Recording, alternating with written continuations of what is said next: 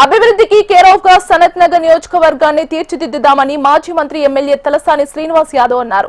సనత్ నగర్ లోని బీకేగూడలో senior citizens సన్మాన కార్యక్రమంలో ముఖ్య అతిథిగా పాల్గొన్నారు. ఈ సందర్భంగా 80 సంవత్సరాలు పైబడిన 34 మంది, 70 సంవత్సరాలు పైబడిన 32 మంది సీనియర్ సిటిజన్స్ ను ఎమ్మెల్యే తలసాని శాలువలతో సన్మానించి మెమెంటోలను అందజేశారు. తమ వయసును సైతం లెక్క పెట్టకుండా అనేక సామాజిక సేవా కార్యక్రమాలు నిర్వహిస్తూ ఆదర్శంగా నిలుస్తున్నారని ప్రశంసించారు.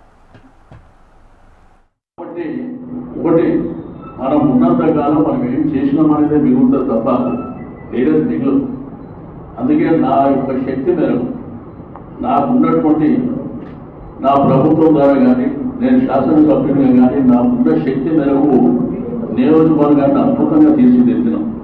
ఒక్క సనత్ నగర్, ఒక్క అమీర్పేట ప్రాంతమే కాదు, ఇక్కడ బేగంపేట పోయినా, రాంగోపాల్పేట పోయినా, మోండా మార్కెట్, పద్మనాభ నగర్, కంచరాపేట, మీరు ఏ ప్రాంతానికి పోయినా కానీ అద్భుతాలు చేసి చూసినాం తప్ప ఏ రోజు కూడా లేనిపోని పనికిరాని ఘర్షణలు, లేనిపోని ఇబ్బందులు, చిన్నవాళ్ళు ఇల్లు కట్టుకుంటే వాళ్ళని హరాస్మెంట్ చేయడం, ఇబ్బందులు పెట్టడం ఇటువంటి జరిగిన దాఖలాలు లేవు. మీకు అందరికీ తెలుసు.